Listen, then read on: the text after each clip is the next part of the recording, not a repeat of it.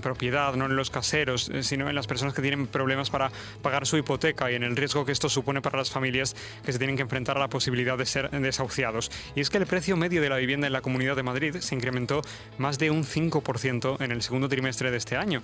El metro cuadrado llega en la comunidad a los 3,19 euros de media. Respecto a los datos de Obra Nueva, el Colegio de Registradores afirma que solo 2 de cada 10 compraventas corresponden a vivienda nueva y en muchas ocasiones esos acuerdos de compraventa se recogen con una antelación media de 2 años. Hoy tenemos con nosotros al presidente de la plataforma de afectados por la hipoteca de Madrid, que es Javier Crespo. Javier, buenas tardes, ¿qué tal estás? Buenas tardes. Muchísimas gracias por venir. Para quien no lo sepa, esta plataforma ofrece ayuda a los ciudadanos que tienen dificultades para pagar la hipoteca, corren el riesgo de que el banco les reclame una elevada deuda, incluso después de perder la vivienda. Javier, no sé si quieres añadir algo más a esta pequeña descripción o introducción que he hecho de la plataforma, y también me gustaría un poco que me contases, porque es verdad que hablamos habitualmente cuando hablamos de desahucios es porque se ha producido un desahucio, es porque hemos llegado al final de un proceso demasiado largo para muchas familias y no sé en qué momento está, porque es verdad que hablamos, como te digo, salen los titulares cuando se desahucia una familia con niños pequeños o en una situación de vulnerabilidad que ya es flagrante, ¿no? O ha habido un intento de paralizarlo y finalmente no se ha conseguido, pero esto se sigue produciendo a día de hoy. Sí, desgraciadamente esa es la historia, que lo que llega a los medios son, como tú has dicho, los casos más dramáticos, más sangrantes, pero realmente una ejecución hipotecaria es un proceso largo, a veces más largo si la familia sabe defenderse y cuenta con asesoramiento, pero el drama de la familia empieza desde el momento en que se enfrenta a no poder pagar la cuota de la hipoteca porque su situación económica ha venido a menos. Desde ese momento estamos hablando de la vivienda de una familia, de su hogar. Entonces, en el momento en que la familia se da cuenta que no puede hacer frente al pago de la cuota de la hipoteca, empieza su drama. Ese drama, claro, luego se va agravando, acaba con un paso intermedio es recibir la demanda del banco, una demanda de ejecución hipotecaria, que desgraciadamente el fin de una ejecución hipotecaria es que la familia pierda la vivienda y el banco, el fondo, el que ha ejecutado, se haga con la propiedad de la vivienda y ponga a esta familia en la calle. Y desgraciadamente esto es lo que viene pasando desde 2007. Decimos que sigue pasando por ponerle caras, por ponerle historias. Esto ha pasado en las últimas semanas aquí en Madrid. Sé que al final, ahora sacaremos los números y sé que los tienes también ahí encima de la mesa, pero ¿me puedes contar alguna historia reciente, algún caso de alguna familia que hayas conocido? Sí, es que esto desgraciadamente pues es muy habitual. Ya. Como decimos, sí, los casos más sangrantes. Nosotros hemos llegado no hace tanto. Sí. El caso de un matrimonio, el marido con 88 años, la mujer creo que eran 83, él con Alzheimer grave, la mujer con una enfermedad cardíaca diagnosticada, que fueron puestos en la calle porque en su día avalaron un crédito de su hijo. En el acto del lanzamiento estuvo presente el SAMUR, no el SAMUR social, no, el SAMUR, la ambulancia, porque la mujer se desvaneció. Se desvaneció durante el lanzamiento, evidentemente la estaban poniendo en la calle.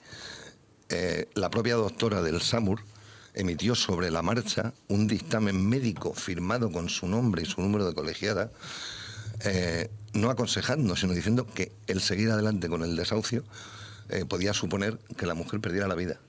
Pues el desahucio se completó. O sea, el desahucio se llevó adelante. O sea, allí había una comisión judicial que me imagino que unas veces y otras veces no se molestan en consultar al juez. En este caso, si consultaron al juez, dio igual, porque la orden o porque la propia comisión judicial así lo decidió, o porque lo decidió el juez en la consulta que le hicieron, decidió que lo más oportuno era proceder al lanzamiento. ¿Y qué pasó con la mujer? No se hizo mucho eco, ¿no?, de aquello. Sí, es que desgraciadamente los casos son tan numerosos que lo que llega a los medios es una pequeña parte. O sea, es que este drama, que lo más dramático, que es el momento del lanzamiento, pero como digo, toda una historia que pueden ser años, claro, conlleva, desde el primer momento, conlleva para esa familia, tenga menores, no tenga menores, tenga personas ancianas, conlleva la pérdida de la salud física, mental, el agotamiento, porque te estás enfrentando a un sistema que es la ejecución hipotecaria, un procedimiento judicial que no es un juicio ordinario, no es un juicio en el que tú tengas las mismas bazas a tu favor que en un juicio ordinario, porque lo que se ejecuta es un contrato, es la hipoteca, que un día firmaste con el banco, plagada desde la primera página hasta la última de cláusulas abusivas, y como se ejecuta un contrato, tú tienes...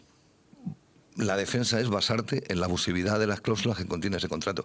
Que eso, por cierto, no vino de nuestra justicia. Esa posibilidad de defensa fue gracias a la lucha de colectivos como el nuestro y de abogados que se tomaron la molestia, incluso algunos de oficio, que se tomaron la molestia de acordarse de que existía una cosa que era el Tribunal de Justicia de la Unión Europea. Sí.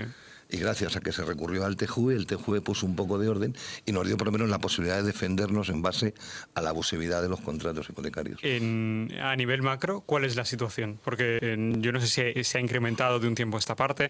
Sé que entró en vigor ese tipo de medidas que no permitía desahuciar a personas en una situación de vulnerabilidad especial, que esto... Bueno, habrá que ver hasta qué punto es arbitrario y exactamente cuáles son los requisitos para que se entienda que existe una especial vulnerabilidad, porque he conocido algún caso de persona que parecía bastante vulnerable y a la que no le concedían ese estatus, digamos, o ese nombre, ese apelativo. Pero bueno, ¿cuáles son los datos en una comunidad como esta o en la que nos manejamos? Mira, si nos referimos a la Comunidad de Madrid, sí, las cifras son... alarmantes, porque es que estamos hablando de que ejecuciones hipotecarias durante 2020 a 2021, porque del 2022 solo está publicado el primer trimestre, hubo un número de 10 ejecuciones hipotecarias al día, diarias, 2.523 el año 2021 frente a 1.771 en 2020, un incremento del 42,5%. En 2022... al primer trimestre han vuelto a aumentar. Ahora se ha publicado ayer las cifras provisionales del Instituto Nacional de Estadística, en el que dice que parece que han bajado. Como siempre, cuando se publican estadísticas, las estadísticas dependen de cómo se interpreten. No, que las ejecuciones hipotecarias han bajado un 7 y pico %. No, si nos remitimos a vivienda habitual, porque ejecución hipotecaria puede ser sobre otro tipo de bienes, si nos referimos a vivienda habitual, solo han disminuido un 4,5%.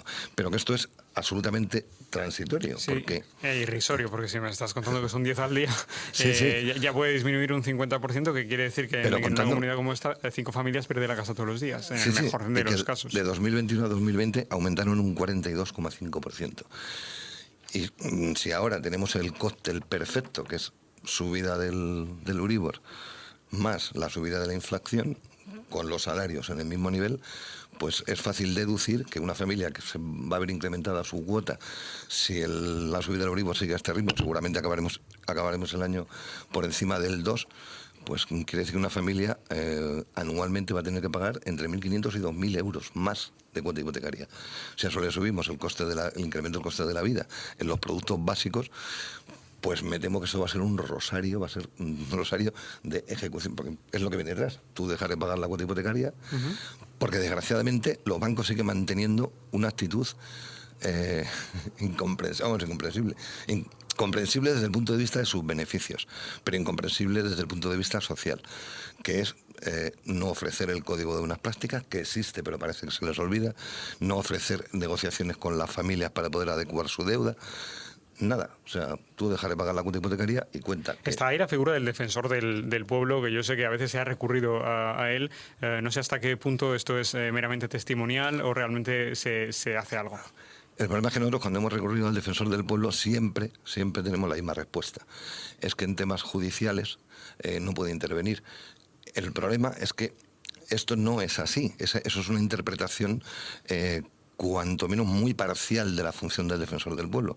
Porque lo que nosotros denunciamos es que porque desgraciadamente la actuación de la Administración de Justicia en España no ha sido precisamente loable, sino todo lo contrario. Está plagada la hemeroteca de sentencias, empezando por nuestro Tribunal Supremo, en que siempre ha puesto por encima los intereses del sector financiero que los de la población.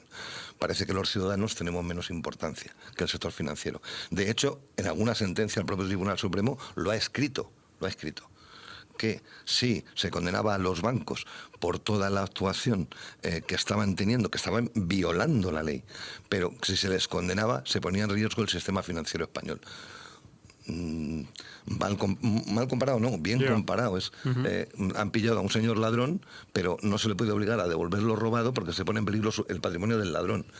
Esto es aquello que se ha dicho muchas veces, ¿no? De si le debes 100 euros al banco, estás en manos del banco, pero si le debes 100 millones de euros, el banco está en tus manos, o el sistema está en tus manos en este caso, ¿no? Efectivamente, si nosotros entendemos ese afán por proteger al sector financiero, porque es un sector importante de la economía, pero ¿y la población del país?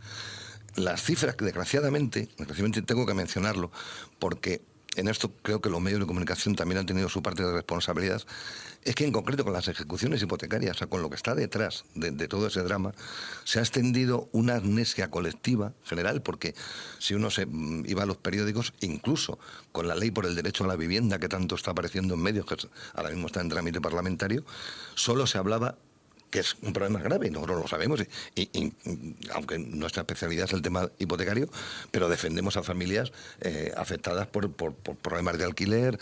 Entonces, sabemos que el tema del alquiler es importante, grave, y que hay que ponerle solución. Pero, ¿por qué se ha olvidado todo lo que está detrás de las ejecuciones hipotecarias? Que en este país, desde 2007 a 2020, ha habido más de 900.000 ejecuciones hipotecarias, de las cuales 400.000 han acabado en lanzamiento, que es como se llama el desahucio en una ejecución hipotecaria. No hace falta ser un experto matemático, hacemos la cuenta de 400.000 familias puestas en la calle, multiplicado por una familia, el número medio de una familia, estamos hablando de que más de 1 millón de personas se han ido a la calle, han perdido su hogar. Pero es que además esa amnesia se extiende a las causas, porque todo esto, todo lo que pasó con la crisis financiera de 2007-2008, no fue un cataclismo mundial, no fue un desastre natural, fue la actuación rapiñera, el ansia de beneficio de un sistema financiero que inventó un sistema, que son las famosas, ya, claro, se nos olvida con esta amnesia, que fueron las hipotecas basura. Sí. Descubrieron el sistema de titulización en el cual el banco nos daba una hipoteca. Su objetivo no era que nosotros pagáramos la hipoteca, por eso las daban con tanta alegría, por el 100, por el 110% del valor de la vivienda, con unos valores de tasación incrementados hasta la locura que provocaron la burbuja inmobiliaria, porque ellos lo que hacían es con las hipotecas que nos daban a los ciudadanos, incrementadas, insisto, en unos contratos plagados de cláusulas abusivas, hacían paquetitos o paquetones, y los colocaban a fondos de titulización. Javier, me interesa que me cuentes la labor de apoyo y acompañamiento que hacéis vosotros. Es decir, no sé si me puedes describir cómo es una asamblea habitual de la plataforma de afectados por la hipoteca, porque yo entiendo que una persona se acerca a una plataforma como la vuestra cuando ve que la situación mala se le viene o le ha tocado de alguna manera. No sé hasta qué punto hay un entusiasmo colectivo por unirse a vuestra plataforma o por apoyaros cuando no ha tenido absolutamente nada que ver con una situación a nivel personal, ¿no? Y creo que esto también es interesante contarlo, porque al final nos unimos cuando vienen mal dadas, y muchas veces hay mucho movimiento vecinal detrás y es verdad que los vecinos se apoyan, pero ¿cómo es una asamblea y qué hacéis vosotros en una asamblea habitualmente? Para empezar te puedo contar, porque es la experiencia de todos. El problema es que en general recurrimos tarde porque el primer problema es que la familia, cuando se ve agobiada por este problema, por el miedo, por el no saber cómo actuar, miedo muchas veces convertido en pánico, pues recurre muchas veces ya tarde. Entonces, cuando se pone en contacto con nosotros, o por la página web, o por las redes sociales, lo que se le aconseja es eso. Tenemos un grupo de acogida, que se llama así, grupo de acogida, donde a esa persona pues se la escucha, se la tranquiliza, que es importantísimo, porque es lo que decía antes, si encima de perder el hogar perdemos la salud, y en los casos más extremos, que los hemos tenido, perdemos la vida, Sí. pues es más complicado. Entonces, lo que se le da son las pautas, las primeras pautas, evidentemente, porque en una primera contacto es imposible explicar en qué consiste un procedimiento de ejecución hipotecaria, cómo actuar. Sí. Se le dan las primeras pautas, pues pedir justicia gratuita, las nociones de cómo tratar con un abogado, porque también... Que cuestiones prácticas y psicológicas. El turno de oficio es una lotería. Claro. El acompañamiento, el que siente que eso es muy importante, y lo dicen muchas personas de las que acuden por primera vez, el sentir que no están solos, el sentir que hay gente que ha pasado por ese mismo problema y estamos allí. Yo, en mi caso concreto, yo soy también afectado. Mi ejecución hipotecaria data del 2015.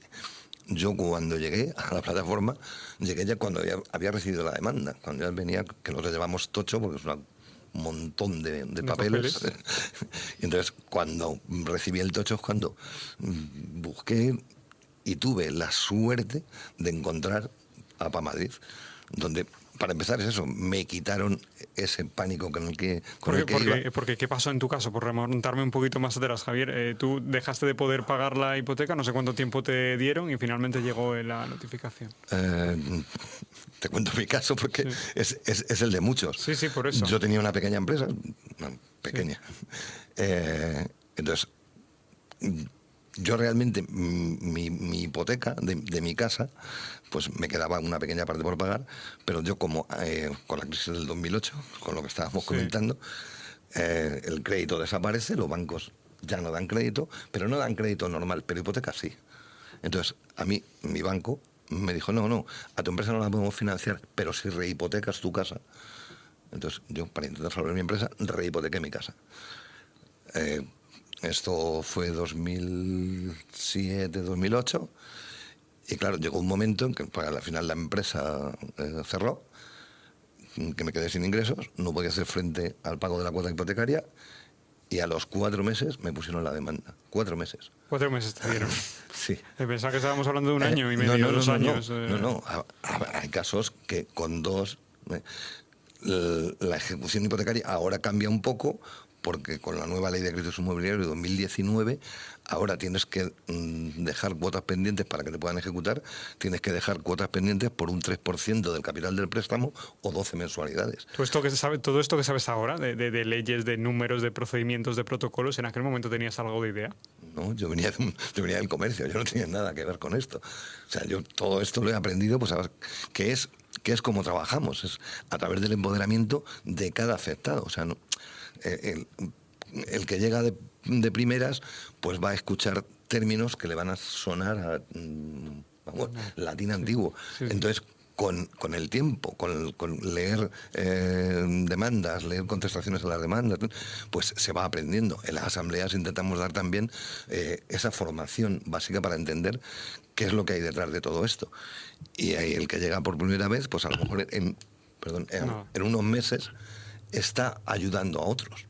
¿Qué es de lo que se trata? Claro, porque tú, por terminar con tu caso, Javier, ¿tú ahora vives bien? ¿Tú ahora has estabilizado tu situación vital y emocional? No, yo sigo en ejecución hipotecaria. Yo, afortunadamente, como aprendí a defenderme en el procedimiento judicial, de momento mi casa está convocada a la subasta. Ajá. Que es el primer paso, que ya después de la subasta, vale, el banco se adjudica la casa y pierdes la propiedad. Lo que pasa es que esto es algo importante, que puede ser un poco lioso de explicar, pero es lo que tienen que entender mucha gente. Cuando se subasta en el procedimiento de ejecución, cuando se subasta la casa, se pierde la propiedad. El banco se adjudica la propiedad, pero no se pierde la posesión, porque tú te puedes seguir defendiendo en el procedimiento de ejecución. En el procedimiento de ejecución, como intentamos, porque la razón está de nuestra parte, y afortunadamente gracias al TJUE tenemos defensa, y tenemos miles, no 10 ni 20, muchísimos casos en los que incluso perdida la propiedad de la vivienda se ha ganado el procedimiento de ejecución hipotecaria, se ha archivado y ha desaparecido. La adjudicación tiene que desaparecer del banco y la propiedad debe volver al ejecutado, al afectado. Pero esto es el problema, es que mucha gente es el desconocimiento y lo que, por esto que comentábamos de la amnesia general, no se ha hecho llegar a la población. O sea, hay que defenderse, porque nadie nadie que yo conozca decide un día levantarse por la mañana y decir, hoy no voy a pagar la hipoteca. O sea, es que no pagas es porque no puede. Porque es que es tu hogar, es tu vivienda, que en muchos casos, yo en el mío, a mí cuando me ejecutan, llevo pagando hipoteca 14 años. Es que yo no sé cómo esto afecta emocionalmente, porque tú decías, bueno, nosotros ahora luchamos, ponemos recursos, recurrimos a instancias superiores, ¿no? Y me hablabas directamente del Tribunal de Estrasburgo, ¿no? Del Tribunal de Justicia de la Unión Europea y demás.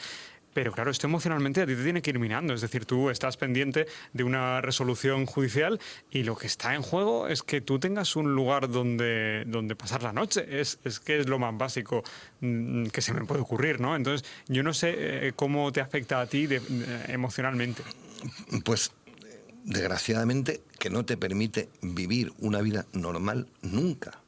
Porque tú siempre estás pendiente, estás en la cuerda floja de que en cualquier momento, más tarde o más temprano, puedes perder tu vivienda. O sea, que no es que pierdas el coche, que no. Y no es la vivienda de la playa, no. Es tu vivienda habitual, tu hogar, donde vives. Pues eso no te puede dejar desarrollar una vida normal. A tu pareja, a tus hijos, porque esto es la vida cotidiana de la gente que se enfrenta a esto. ¿Y pasa esto de personas en situación de vulnerabilidad que objetivamente tú ves que están en situación de vulnerabilidad y no se les concede esa categoría de vulnerables? ¿Eso tú lo ves? Constantemente porque luego la actuación de la administración, pues depende de las administraciones, pero vamos, refiriéndonos a Madrid, pues deja bastante que desear. Nosotros nos hemos llegado a concentrar ante los servicios sociales municipales del Ayuntamiento de Madrid precisamente reclamando esto, porque el decreto que suspende los desahucios por vulnerabilidad de las familias, al final está en manos de un señor juez o señora jueza. Claro, es el que tiene la última palabra al final, ¿sí? Y hay muchísimos casos en el que el juez no considera ni siquiera importante pedir un informe de vulnerabilidad. O sea, sigue adelante con el procedimiento. Entonces nosotros recomendábamos a los afectados y afectadas que acudieran a los servicios sociales y pidieran ese informe de vulnerabilidad para aportarlo en el procedimiento. Pues nos encontramos con que, evidentemente, si los trabajadores sociales dan esa respuesta es porque alguien les ha dado instrucciones en ese sentido. No, los servicios sociales no dan informes de vulnerabilidad, aunque lo tengan, porque la mayoría de las familias están acudiendo a los servicios sociales regularmente y aunque a los servicios sociales les conste la vulnerabilidad de esa familia, tienen instrucciones de no dar el informe de vulnerabilidad si no lo pide el juez. Me hablabas antes vamos a ir terminando, me quedan 2 minutos, pero me hablabas antes del 2008, de esa crisis 2008, tenemos otras fechas del 2012. En realidad hemos ido con un vaivén constante, ahora estamos hablando, llevamos mucho tiempo, o unos meses, hablando de la inflación y del progresivo aumento de la subida de los productos más básicos. Tú llevas unos cuantos años ya en la plataforma, eres el presidente actualmente. ¿Qué ves en las asambleas? ¿Ves más gente últimamente? ¿Ves menos? ¿Más o menos se mantiene estable? Más o menos se mantiene estable, porque también con la pandemia, pues no a nosotros, a todos los colectivos, el tema de la pandemia y el aislamiento, pues la verdad es que ha sido complicado retomar la actividad. Pero sigue siendo estable porque este problema no se agota, desgraciadamente. Y, como te decía, sabemos que va a ir en aumento, que cuando se aumentan las cuotas hipotecarias, que ya están aumentando, porque sí quería, si den medio minuto. Sí, medio minuto, va. Terminas tú. Estamos acostumbrados a leer titulares. El Euribor sube porque el Banco Central Europeo ha subido los tipos. No es cierto, pero no es cierto en una categoría absoluta. El Banco Central Europeo subió medio punto los tipos de interés oficiales, los subió en julio. El Euribor lo subieron los bancos, lo llevan subiendo desde enero. Hoy ha vuelto a subir los tipos de interés de forma bastante agresiva. Claro, cierto, pero es que el Euribor no está referenciado. El Euribor, la gente lo desconoce, el Euribor no es un tipo oficial, el Euribor es la información que dan los bancos cada día a una agencia de noticias con el tipo de interés al que se lo prestan entre ellos. Eso es el Euribor. De hecho, ya recibieron multas multimillonarias de la Comisión Europea porque lo manipulaban. Porque es tan simple como eso. Los bancos elegidos de un pool de los principales bancos europeos, cada mañana dicen, nos estamos prestando el dinero al 1,2. y ahí se hace una media, y eso es el Euribor. Pero es que ese Euribor, que es por el que pagamos las hipotecas y los créditos, se lleva subiendo desde enero y ha subido un punto, más de 1,5 puntos, cuando hasta en julio se subió medio punto el Banco Central.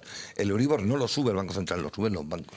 Javier Crespo, te agradezco mucho tu trabajo. Tienes las puertas abiertas de esta casa, ya lo sabes, y este programa estaremos muy atentos, ¿vale?, a cómo vaya evolucionando la situación. Y te agradezco enormemente que hayas venido esta tarde a Madrid en Sintonía. Pues muchas gracias a vosotros por recibirnos y a escucharnos. Un abrazo y buenas tardes.